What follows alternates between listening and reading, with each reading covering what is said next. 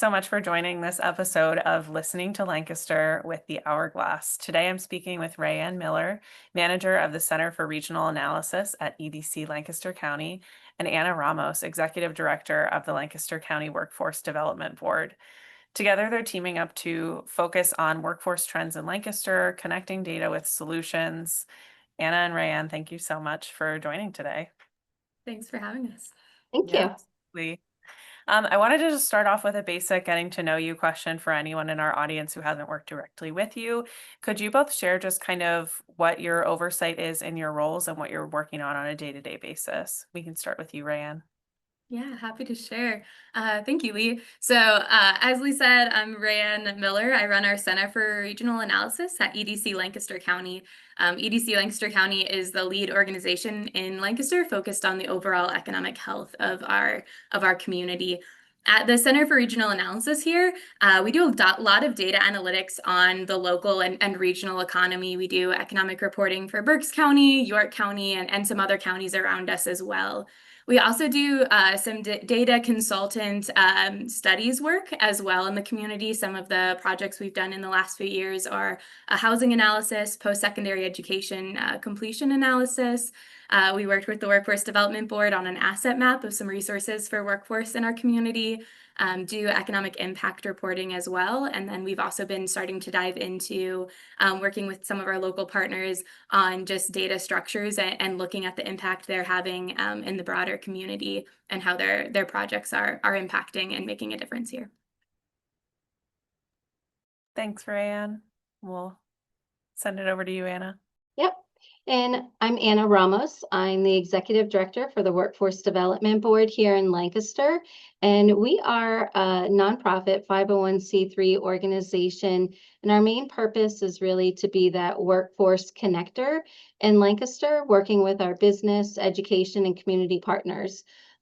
We receive federal dollars to also provide strategic direction and support to the PA CareerLink system in Lancaster, which is working to help our job seekers and businesses with their workforce needs. And we also work within our community, like Rae Ann said, really making sure that we are understanding what the workforce needs are in Lancaster County and working to create some solutions to those issues and through initiatives that we are connecting business, education, and community partners to address those workforce issues by providing strategic direction or financial resources to our business community to address those challenges. That's awesome. Thank you both for sharing. I wanted to kind of center us in the story of how your work comes together. So I'd love to ask you both to share like why we're talking about these two pieces of important work in Lancaster together. Yeah, so it become one thing that our partnership has kind of started. We've worked for a while in our organizations together, but really I think honing in on what we're talking about today. In 2023, we started talking and did our first workforce trends presentation on where we were seeing the workforce post-COVID, right? So during the COVID, we saw kind of a really big dip in workforce and employment and wanted to see where we were at after and what are the changes that happened after we were kind of seeing that rebound in Lancaster County. And so we started off with our first workforce trends presentation together. And one of the really great things we noticed from this was that when you level set with where is the data statistically, what are we seeing, and talking, both of our organizations go and talk to businesses. We talk to over 100 different ones a year to see their experiences. So you start with that overall story. And then one of the big key things that we talked about in 2023, and then when we went into 2024 and did the kind of updated presentation on that next year, was that we were seeing in our labor force, overall the age demographic has shifted older. And so it has become really important that we're passing down a lot of information and upskilling people to fill those positions as we have a larger percentage of our workforce aging towards retirement. And so through that, we were able to do some reports with Anna on some of the great resources they have available at the Workforce Development Board. For example, their registered apprenticeship program, their on-the-job training, their connections with so many different workforce initiatives in the community and creating that kind of asset map together. And so by level setting with some of that data and saying, like, here's what we're seeing, potential challenges, right? and then being able to say, here are those resources that are available. It allows people those actionable steps. So I'll let you go ahead and keep explaining some of that, Anna. Yeah. So the asset mapping and really understanding that partnership, we understood that workforce development, we've been doing a lot of work, but haven't been really good at narrating that story and showing the story of impact and what is it as far as a return on investment. And there's a lot of great pockets of work happening around our county, but not everybody really knew what everybody was doing. So who better to do that and collect all that data, we felt, than the economic development companies. So through that partnership, we said, well, first we have to create the groundwork and we need a foundation. What is even happening in our community? So that's where we started with that asset mapping. That's never been done before. So let's see first what is happening in our community around workforce. So we were able to identify all of the programs that were happening and who are the providers providing those programs. And through that, we were able to see then where are some gaps in our services based on what we were hearing as far as the needs and our skills and demands within the workforce. And then what were we providing as far as services in our community? So that's been very helpful to identify that through this asset map and really create that foundation and that baseline data.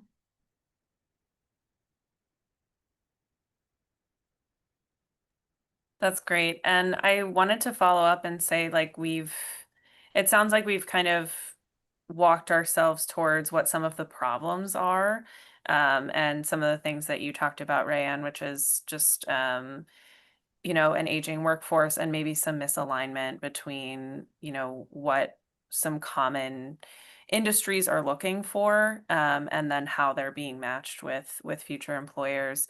Can you talk more about both of those issues and what you've learned from those areas? Yeah, happy to. I'll go ahead and start with even a little bit deeper dive in some of those numbers that we're seeing, and then let Anna take it away with some of those next steps. So when it comes to the aging workforce, we looked at data from census data and looked at total population in Lancaster County from 2000 to 2020. And over those 20 years, we saw the percentage of our population over the age of 55 shift older by 10%. So 10% more of our population was over the age of 55 than what we had seen previously, 20 years prior. One of the challenges this creates on a workforce front is you're going to have more people aging towards retirement and who are going to be retiring out of the workforce than we've seen historically. And so it becomes extra important that you're passing down that information and skilling people up to be able to fill those positions.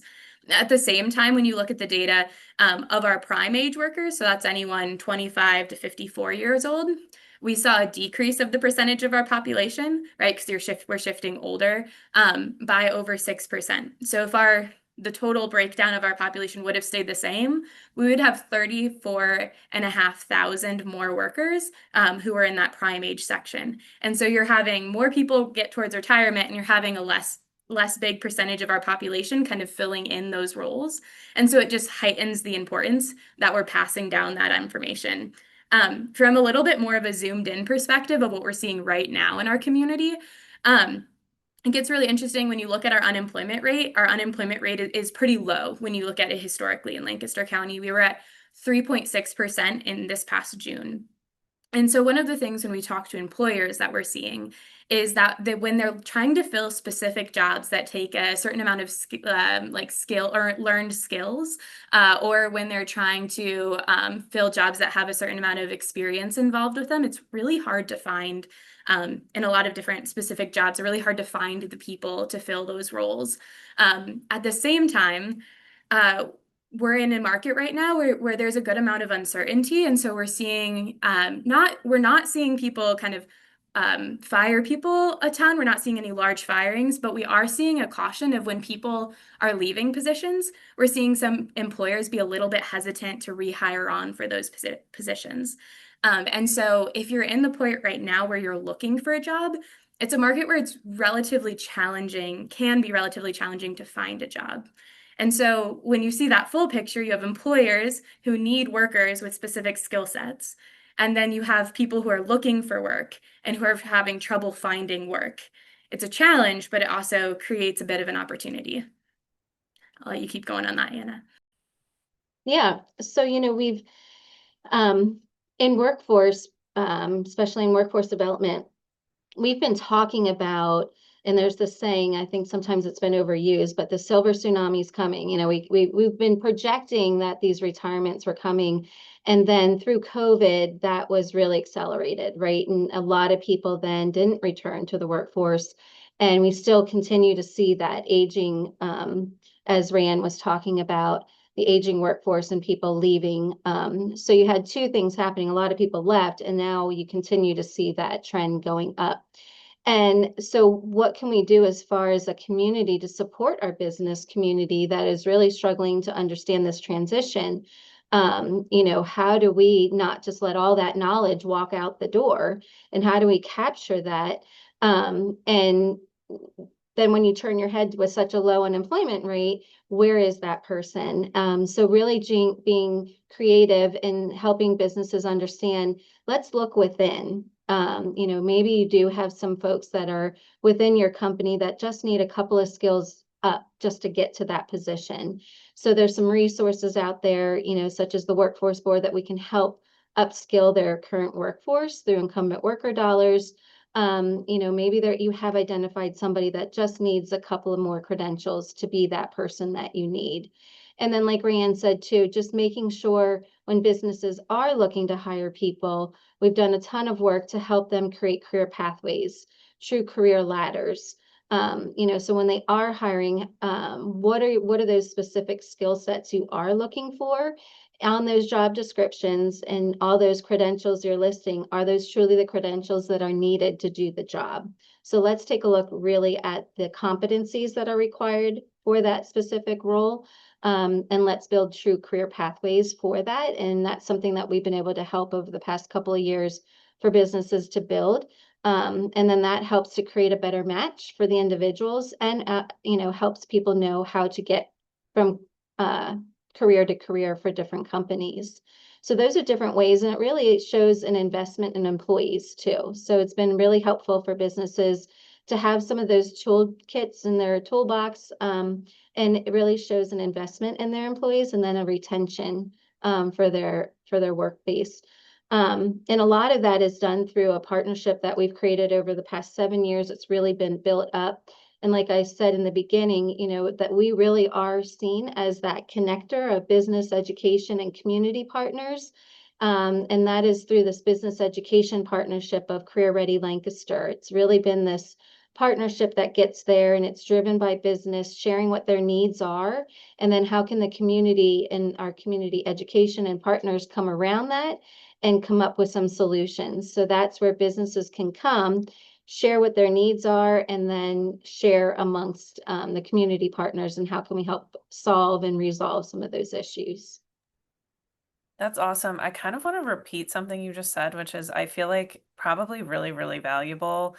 That connection between like what a job description says and then what is actually included in the job is huge, because I can imagine so many candidates who are looking at jobs and thinking, oh, I'm not qualified for this because I don't know X, Y, and Z. Yeah. And being able to fine tune that so that, there's this perfect match between employer and employee is really important, and probably very nitty-gritty work, Yep. but makes all the difference. So that's really cool. Something that Yeah. we talked about ahead of this conversation today is your North Star and kind of what you're looking at and what your path is with this work. So I would love if you could detail a little bit more what that looks like. Mhm. So I touched on it a little bit ago that, Lancaster is just such a great community where we have um, rich resources and great organizations doing great work. Um, and something that has just come to light, when we hear our business community still struggling to find people, though, and struggling to understand what all the resources are, because it's hard to navigate all of that, especially when you need people today.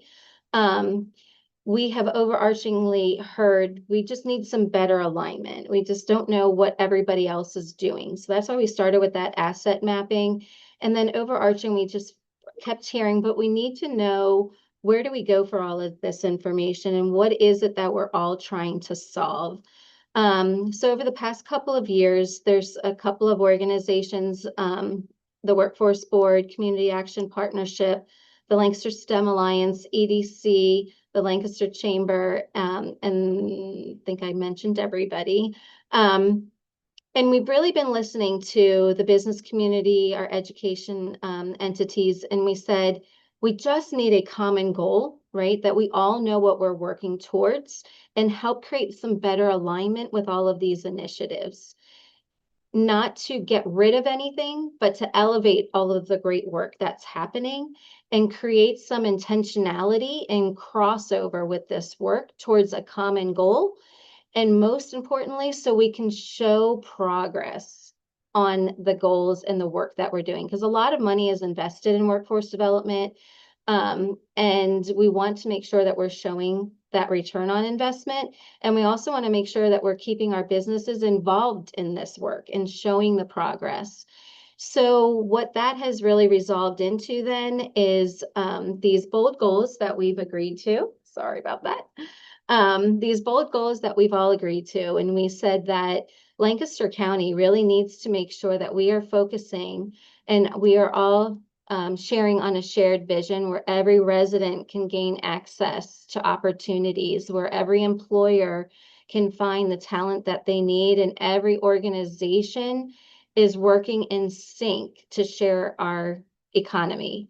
And if we can all have that as a shared vision, then where are we headed? And our goal is by 2030 to create this workforce ecosystem where we are working to addressing and skilling up our workforce. We want to create that better business education alignment. We want to address our aging workforce with actionable steps. And again, creating that community alignment where we're going to share data, KPIs amongst all of our organizations that we just did that asset map with. We want to align all of our efforts and then co-invest in initiatives that build this whole workforce ready community. So they're bold goals. We're not saying we're solving everything, but we want to create this ecosystem and this shell of intentional alignment by 2030. And that's the target that we're all working towards. That's awesome.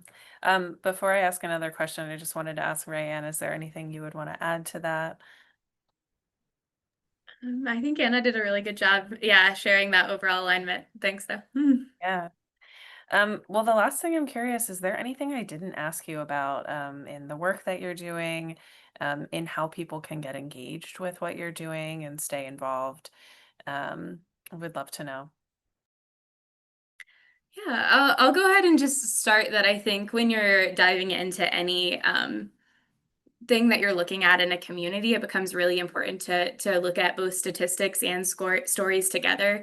One example I think is really helpful, just looking at workforce here that we're talking about, right? If you were to take all of the people that you talk to in your life about workforce, and even go a step further, and all the people they talk to about workforce, you're not going to get close to the 500,000 people that live in Lancaster County. And so if we're just talking in our bubbles, that's really important, but you're going to miss something. One example, I think that's a really good one, is when I'm talking, or we're talking to employers, right? We're hearing it can be hard to find workers in certain skill sets, right? That's a challenge for employers. When I'm talking to people who are struggling to find a job or looking for a job right now, it's a hard market to find a job. Those are different spheres, but it's important to see kind of that whole picture. And so when you look at county-wide statistics, it lets you see everyone. And then when you look at individual experiences, it lets you get that deeper depth of, and what's happening and the whys for everyone. And so I think when you're looking to find creative solutions to problems, it becomes really important to combine statistics with experiences to get that deeper understanding. And that's what really allows you to see that whole picture and where some of those really creative and new solutions to challenges can come from. That is such a good reminder. I really love that you shared that, because I think that sometimes people can be in like one world or the Yeah. other of Mhm. storytelling or of facts, and it really is that like perfect merriment of the two that tells the whole picture and the whole story. Yeah, thanks, Lee. Anna, anything that I didn't ask about that you want to share? I think the other thing, so I just mentioned about those bold goals, and I'm so deep in it. Like Rae Ann said, you're in that circle. It's hard to sometimes remember to use other language other than workforce development language, but we're being intentional about that because we want our community to know that we are doing all of this work for them, right? So we're aligning all of the great work and elevating the great work in our community so that people know how to get access to it. So you'll be seeing more about that in the coming months. We really want to make sure that this isn't just for all the businesses. This isn't just for education to know about. This is for everybody to know. How do you understand how to gain access to a job in any kind of field? What does the career ladder look like? And in every kind of audience, right? So, and where does that live? So we're building all of that out, and we want to make sure that that gets to all audiences. So there's more to come on that.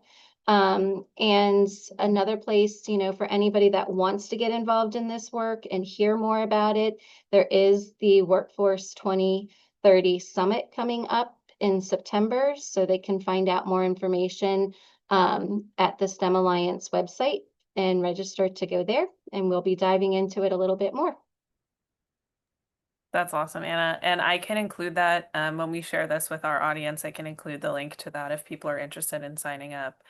Well, that's about all the time we have. I appreciate both of you and the work that you're doing to kind of merge some of your work and create a better situation for people here in Lancaster County. Thanks so much for your time. And we'll talk soon. Great, Thanks for thank having us, you. Rae. Appreciate it.